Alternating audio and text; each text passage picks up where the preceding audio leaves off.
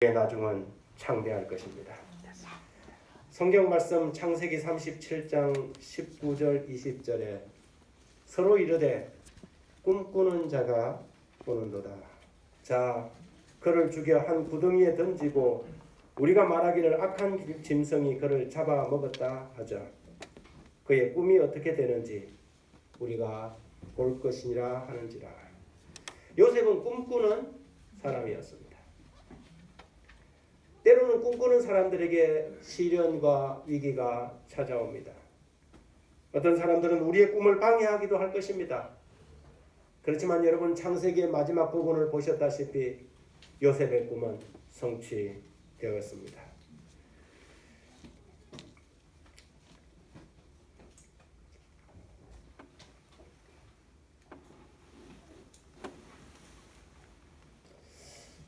가사비전의 의미가 뭐냐면 가는 가치를 의미합니다. 이 신앙 공동체가 추구하는 참된 가치가 무엇인가? 밸류를 이야기하는 것이고요. 두 번째, 사는 사명을 이야기하는 것입니다. 우리는 어떤 사명을 가지고 이 땅에 존재하는가? 그 다음에 세 번째, B는 비전입니다. 꿈입니다. 우리 교회는 어떤 목표, 어떤 꿈을 가지고 나갈 것이며, 그 다음에 마지막은 전략입니다. 그 꿈을 이루기 위해서 그러면 우리는 어떻게 무엇을 할 것인가 하는 것이죠. 여러분, 이 가사비전 이 독서 토론회는 누구나 참여할 수 있습니다. 열린 모임입니다. 그래서 혹시 오후 시간에 여러분들 참여하실 수 있는 분들은 친교실에서 이루어지고 있는 독서 토론회에 함께 참여해 주시면 좋겠습니다. 여러분, 우리는 왜 존재합니까? 그리스도인들의 존재의 목적은 무엇입니까? 여러분들은 여러분이 사는 그 아파트 혹은 마을 빌리지에 왜 거기에 살게 되셨습니까? 우리 그리스도인들의 거주의 까닭은 무엇입니까? 요셉은 세월이 한참 지나고 자기를 판 형제들을 만났을 때 그가 이런 이야기를 형제들에게 이야기합니다. 창세기 45장 5절에 당신들이 나를 이곳에 팔았다고 해서 근심하지 마소서, 한탄하지 마소서. 하나님이 생명을 구원하시려고 나를 당신들보다 먼저 보내셨나이다. 그동안 마음에 억울함이 있었고 이 형제들, 이복 형제들을 만나면 내가 가만히 두지 않겠다는 이런 섭섭한 마음들이 얼마나 많이 있었겠습니까? 그럼에도 불구하고 그가 돌아보고 그 인생의 수많은 구비구비를 어떻게 결정을 내렸냐면 판단하기를 하나님께서 보내셨구나. 나는 우리 형제들이 나를 팔아먹은 줄 알았는데 하나님께서 보내셨구나. 이것이 하나님께서 나를 먼저 보내셔서 생명을 구원하라고 하신 하나님의 섭리였구나. 이것이 꿈으로 가는 길이었구나. 요셉은 그렇게 정리했습니다. 여러분, 우리가 왜 여러분이 사시는 그 아파트에, 그 마을에, 그 빌라에 살고 계십니까? 그 이유는 우리의 직장 때문도 아니요, 우리 아이들의 자녀 교육 때문도 아니요, 그것은 하나님께서 우리에게 생명을 구원하라고 주신 사명 때문입니다. 네. 그것이 그리스도인들이 살아가는 존재의 이유요 목적인 것이지요.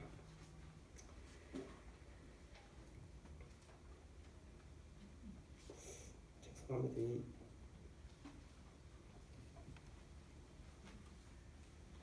이게 자주 꺼지는데요. 아마 전체적으로 시스템을 한번 손을 봐야 할 필요성이 있을 것 같습니다. 이 교회 존재의 목적에 대해서 사도행전 9페이지에는 이렇게 적고 있습니다. 교회는 사람을 구원하기 위해 하나님께서 세우신 기관이다. 교회는 봉사를 위하여 조직되었으므로 그 사명은 온 세상에 복음을 전하는 것이다. 교회는 사람을 구원하기 위하여 조직된 기관입니다. 우리는 이런 교회의 존재 목적을 가지고 어떤 꿈, 어떤 비전을 요셉처럼 가질 것인가? 여러분, 이 교회의 생명력을 불어넣는 7가지 요소라는 책을 쓴 크레이어 크로쉘이라는 사람은 그의 책에서 다음과 같이 그 7가지 재료를 이야기하고 있습니다. 첫 번째 비전, 두 번째 하나님이 주신 초점, 세 번째 끈끈한 동지애, 그리고 혁신적 사고, 실패를 감수하는 패기, 이런 영혼을 품는 마음, 하나님 나라를 먼저 구함. 교회가 생명력을 가지고 있는 이 공동체가 되기 위해서 7가지 재료가 필요한데 그 첫 번째로 뭐라고 했냐면 비전이라고 했습니다. 비전. 그래서 우리 교회가 아주 활력이 넘치고 생명력이 넘치는 교회가 되기 위해서 첫 번째로 필요한 것이 바로 이 비전입니다.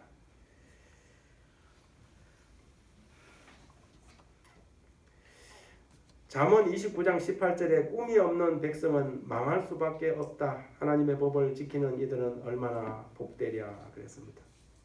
현대역은 그렇게 번역을 하고 있습니다. 꿈이 없는 백성은 뭐한다? 망한다. 그렇습니다. 꿈이 없는 백성은 망할 수밖에 없습니다. 여러분 코이의 법칙이라는 게 있습니다. 이 코이라는 이 잉어는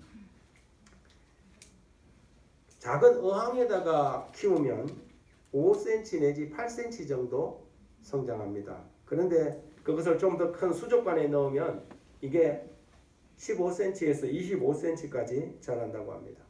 여러분 이 사진에 보시다시피 이 잉어가 강이나 저수지에다가 풀어놓으면 무려 120cm까지 자란다고 해요. 그래서 이걸 갖다 코이의 법칙이라 그래요. 그 살아갈 수 있는 환경, 그 어항을 얼마큼 크게 하느냐에 따라서 크기가 확장될 수 있는 역량이 달라진다는 것이죠. 흔히 비전은 공동체의 미래를 담는 그릇이라고 이야기합니다.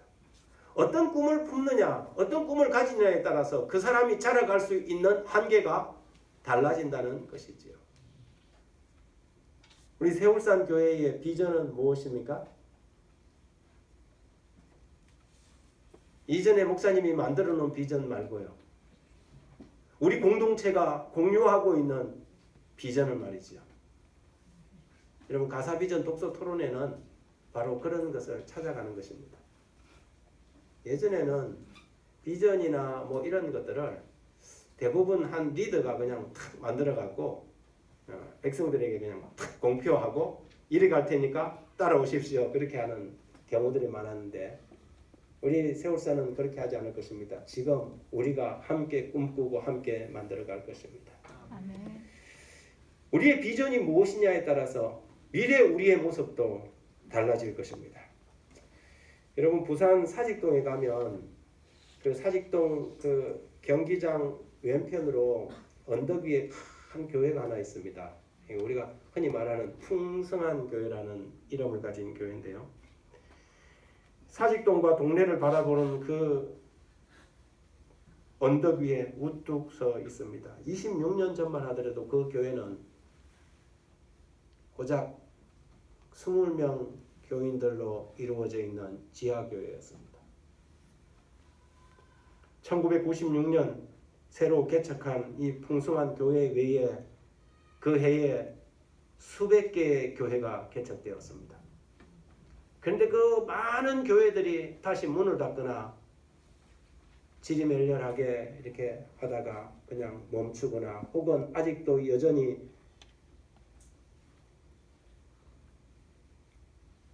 자립 상태에서 벗어나지 못한 상태에 있지만 지금 이 풍성한 교회는 한국 교회를 이끄는 제자훈련과 소그룹 사역의 모델 교회로 우뚝 섰습니다. 매년 이 교회가 펼치는 이 제자훈련 사역 컨퍼런스에 전국에서 수십 대의 버스들이 이 교회가 펼치는 사역에 참관하기 위해서 모여듭니다. 도대체 무엇이 이런 차이를 가져온 것일까요? 지하에서 20명의 성도들과 개척한 이 교회가 지금 한국 교회를 리드하고 있는데 반해서 그 수백 개의 교회들은 왜 문을 닫고 사라지고 없었을까요? 그 차이는 꿈의 차이였습니다. 비록 26년 전에 아주 작은 교회에서 시작했지만 그 교회 공동체와 그 담임 목사는 꿈이 있었습니다. 미래를 꿈꿨습니다. 그분이 쓴 책을 제가 읽으면서 그들의 비전이 2,002만을 꿈꾸는 교회예요. 그래서 저는 오탄 줄 알았어요. 22,000이면 22,000이지 무슨 2,002만이냐. 그런데 20명의 지하 교회에 이 성도들이 어떤 꿈을 꿨냐면 미래에 우리 교회는 선교사를 2,000명을 보내는 교회가 될 것이다. 우리 교회 리더들을 2,000만 명을 만들어낼 것이다 하는 엄청난 꿈을 꾼 것입니다. 비록 그들은 낡고 초라했지만 그들의 꿈을 그 누구도 주눅들게 할 수는 없었습니다. 그들은 꿈을 꿨고 지금은 그 꿈의 결실들을 보고 있는 것입니다. 김성곤 목사님이라는 분은 백성들과 함께 꿈을 꾸었습니다. 그들의 현실에 안주하지 않고 그들의 이 상황과 처지를 불평하지 않고 하나님이 주신 큰 꿈을 요셉처럼 꾸었던 것입니다. 한 아버지와 아들이 함께 쟁기질을 하고 있었습니다. 중간에 좀 쉬어야 하는 시간에 참을 먹는 시간에 이 밭두둑에 앉아서 이렇게 새참을 먹다가 이렇게 그동안 쟁기질을 해놓은 밭을 보니까 아버지가 쟁기질을 해놓은 데는 아주 그냥 바둑판처럼 깔끔하게 쟁기질을 해놨는데 아들이 쟁기질을 해놓은 걸 보니까 막 삐뚤삐뚤하고 칼짓자를 그려놓은 거예요. 그 아들이 아버지 제가 궁금한 게 있어요. 뭐냐? 힘이 세도 아버지보다 제가 더 세고 젊어도 제가 더 젊은데 어떻게 아버지가 이렇게 쟁기질을 하는 데는 저렇게 바둑판처럼 빠듯빠듯한데 저는 어떻게 이렇게 칼질자를 그려놨습니까? 그랬더니 아버지가 이런 이야기를 합니다. 아들아, 힘만 쓴다고 쟁기질을 할 수 있는 것은 아니다. 쟁기질을 할 때는 반드시 목표를 가져야 된다. 쟁기질을 할 때 쟁기를 붙잡고 용을 쓰지 말고 너가 가야 할 방향을 멀리 건너편 이 언덕의 방향을 정해놓고 멀리 바라보고 쟁기질을 하거라. 그러면 가는 길이 결코 왔다 갔다 하지 않을 것이다. 이런 비전이라는 뭐냐면 일종의 목표인 것입니다. 교회가 아침부터 저녁까지 한 주일 내내 이런 사역 저런 사역 많은 사역으로 분주할 수 있습니다. 그러나 1년이 지나고 2년이 지나고 성도들은 피곤하고 지쳤는데 열매는 없을 수 있습니다. 많은 경우 향방 없이 주먹질을 하는 것하고 똑같은 것이지요. 비전이 없는 공동체는 항상 그런 것입니다. 우리는 이제 비전을 선정하고 그 공동체의 목표를 향해서 달려나가게 될 것입니다. 이 기계의 이름이 뭔지 알죠? 공력이에요.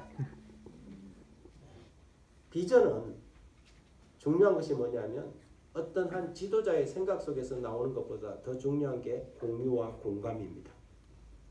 공감되지 않는 비전은 힘이 없습니다. 그래서 우리가 토론회와 같은 이런 일을 하는 것도 뭐냐면 제가 많은 생각을 가지고 있고 제가 한국연합회 선교부장 출신이니까 선교에 대해서 자신감이라면 다 똘똘 뭉쳐져 있겠지만 제가 그렇게 하지 않습니다. 왜냐하면 제가 만들어낸 비전은 힘이 없기 때문에 그렇습니다. 그래서 우리가 함께 만들어 가고자 하는 것이죠. 우리나라처럼 파벌과 지역감정, 세대 갈등으로 분열된 나라가 어디 있을까요?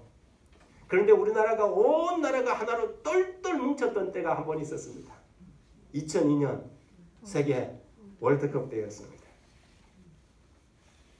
월드컵 4강 신화를 이루기 위해서 전 국민이 대한민국 짜작짜작짝 그랬습니다. 붉은 티를 입고 너도 나도 엄마, 아빠, 아들, 딸 함께 나가서 광장이 있는 곳이라면 달려나가서 대한민국을 외쳤습니다. 이전의 차이와 이전의 간극들은 다 사라졌습니다. 오직 한 가지 목표를 위해서 우리는 하나가 되었습니다. 왜 그랬습니까? 목표가 같았고 비전이 같았고 꼴이 같았기 때문에 그렇습니다. 같은 목표, 같은 비전, 같은 기대를 가졌기에 우리는 뭉칠 수 있었습니다. 여러분, 이런 비전을 꿈꾸고 이루기 위해서 우리는 거기에 대한 자세가 필요합니다. 같이 한번 읽어볼까요? 제일 위에 있는 두 줄 시작. 꿈은 꾸는 자의 몫이 아니라 대가를 지불하는 자의 몫이다. 만일 꿈을 꾼다면 우리는 반드시 그 꿈에 대한 대가를 지불해야 합니다. 꿈을 꾸고 대가를 지불하기를 거절하는 것은 개꿈을 꾸는 것과 똑같습니다. 우리가 함께 꿈을 꾼다면 그러면 무엇을 어떻게 그 꿈을 이루기 위해서 어떤 대가를 지불할 것인가? 여러분, 우리는 많은 꿈을 꿀 것입니다. 이 교회가 이 지역사회에서 반드시 필요한 교회가 되기 위하여 우리는 지역사회를 사랑하고 품을 수 있는 많은 사역들을 펼쳐나가게 될 것입니다. 그러면 우리 교회가 그런 자랑스러운 교회, 우리 공동체 구성원이 자부심을 느낄 수 있는 교회, 누구라도 나 저 교회에 다니고 싶은 교회가 되기를 원한다면 우리는 그러기 위하여 반드시 대가를 지불해야 합니다. 누군가가 그렇게 해주겠지? 누군가가 나를 대신해서 그렇게 만들어주겠지? 이렇게 하지 않고 우리가 주인의식을 가지고 그 꿈에 동참하는 것입니다. 요셉은 꿈을 꾸었지만 그 꿈 때문에 세상이 흔히 말하는 망한 사람이 되었습니다. 그러나 그것이 망하는 것이 아니었습니다. 애굽의 노예가 되었고 그 꿈 때문에 그는 왕궁 감옥의 죄수가 되었습니다. 대가를 지불했고 마침내 그는 애굽의 제국의 제상이 되었고 그의 민족과 그의 나라와 그 이웃 국가들을 구원하는 생명의 구원자가 되었던 것입니다. 두 번째는 꿈을 이루려면 변화를 두려워하지 말아야 합니다. 꿈을 꾸면서 예전에 해왔던 일을 똑같이 하면서 꿈이 이루어지기를 바라는 것은 어리석은 짓입니다. 변화를 기대하면서 뭔가 새로운 결과를 기대하면서 변화하기를 거부하는 것은 어리석은 것입니다. 그러므로 우리는 꿈을 이루려면 반드시 변화를 두려워하지 말아야 할 것입니다.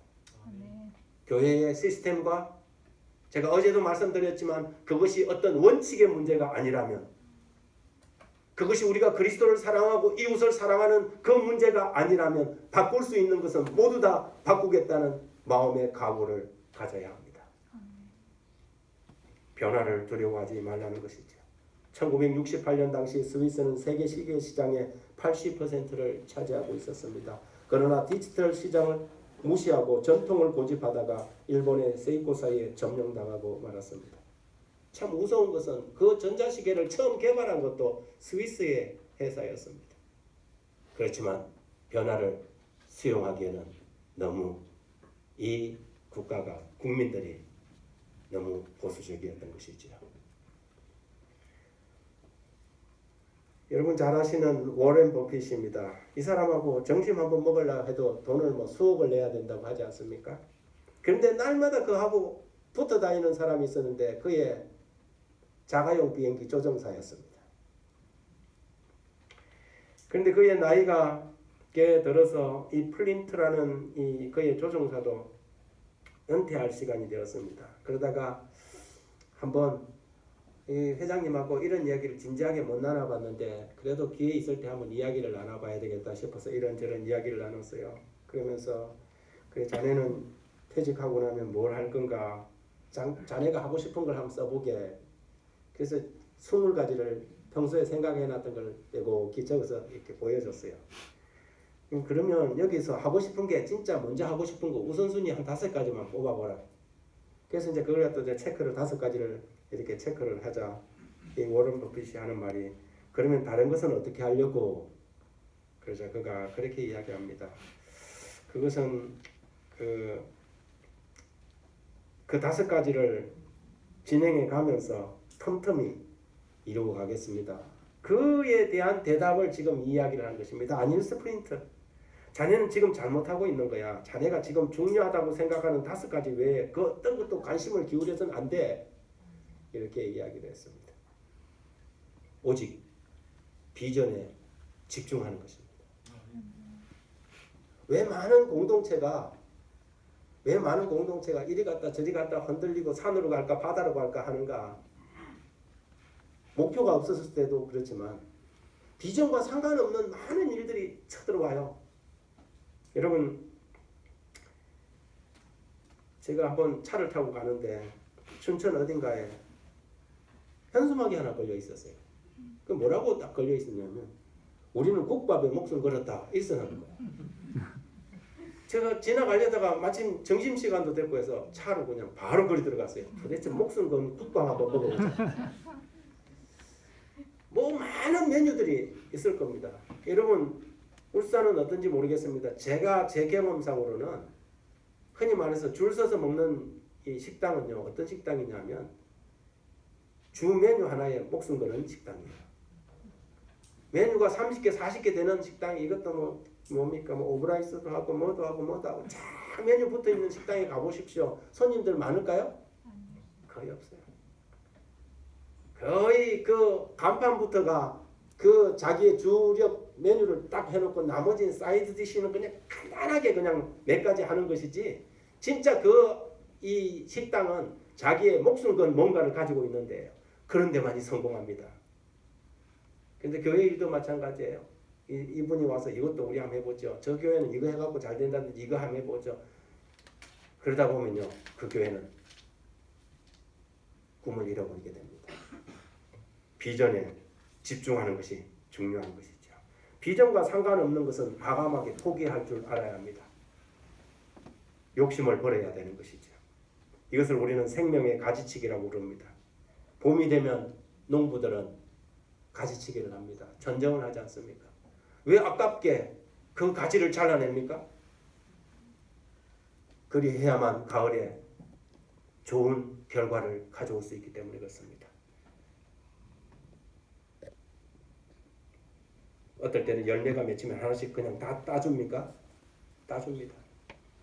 이것은 생명의 가지치기인 것입니다. 교회도 마찬가지예요. 우리 교회가 할 수 있는 역량이 있는데 그릇이 이만큼인데 그 이상을 막 갖다 가져오면 나중에는 번아웃 되는 것이죠.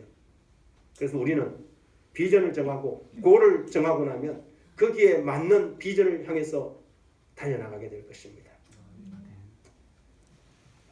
제가 한국연합회 선교부장으로 올라가기 전에 통영천문교회에서 우리 성도들과 함께 꾸었던 꿈이었습니다. 제가 4년 동안 그곳에 머무르면서 교회 앞에 큰 현수막이 하나 붙어 있었는데 그 현수막은 4년 동안 한 번도 바뀐 적이 없습니다. 꿈은 이게 됐다가 저게 됐다가 어린 아이일 때는, 유아시대 때는 그러지만 성인 때는 그렇게 바뀌지 않습니다. 목표가 항상 주어져 있었습니다. 우리의 꿈은 12목장 300군사로 열방을 구원하는 교회였습니다. 우리의 모토는 통영 천문은 행복의 문입니다 였습니다. 제가 첫날 부임 설교하면서 예수처럼이라는 모토는 여러분들에게 말씀드렸습니다. 우리는 예수님처럼 섬기고 예수님처럼 선교하고 예수님처럼 살아가고 예수님처럼 설교하고 예수님처럼 기도하고 예수님처럼 봉사할 것입니다. 우리의 모든 사역과 봉사의 저변에 예수님처럼이라는 것이 깔려 있을 것입니다. 그러나 이제 우리가 함께 그 정신을 가지고 어떻게 어떤 꿈을 꾸어갈 것인가는 우리가 지금 만들어가고 있는 것입니다. 그러나 제가 과거의 비전을 이렇게 끌어온 것은 이것을 모방하라는 것은 아닙니다. 그러나 우리가 그때 그 꿈을 꾸고 우리는 행복했습니다. 우리는 정말 행복했습니다. 12목장 300군사로 열방을 구원하는 교회였습니다. 그리고 7가지의 전략을 세웠습니다. 목양 장로 제도로 건강한 지도력이 살아있는 교회, 제자훈련과 소그룹 중심의 생명력이 넘치는 교회, 어린이와 청소년 사역으로 미래를 이끌어가는 교회, 사기자초, 관계전도를 실천하는 역동적인 성도들, 지역사랑을 실천하여 칭찬받고 사랑받는 이웃교회, 뜨겁게 사랑하고 영적으로 교제하는 사랑의 공동체, 세천사의 기별을 땅끝까지 전하는 사명 있는 교회, 이 7가지 전략을 가지고 거기에 대한 실행 세책들까지 세워가면서 우리는 진행해 왔습니다. 매년 해마다 미션 칼렌더를 걸었습니다. 올 한 해는 어떻게 선교가 진행될 것인지 딱 봐도 4월 달에는 어떤 일들이 지금 다가오고 있구나. 성도들이 기대하고 흥분하고 가슴 뛰게 하는 그런 일들을 제시했습니다. 여러분, 우리가 이제 함께 그 비전, 가사 비전의 비전을 함께 만들어 가게 될 것입니다. 여러분들을 그 비전에 초청합니다. 누구의 의견이든 누구의 생각이든 우리는 그것을 들어 적용할 준비가 되어 있습니다. 우리의 시작은 미약하였지만 나중은 창대할 것입니다. 저는 다음 주에 요셉은 마침내 꿈을 이루었습니다. 그러나 그 꿈을 이룬 후에도 그는 사명을 잃지 않았습니다. 그는 죽어서도 약속의 땅을 향하고 있었습니다.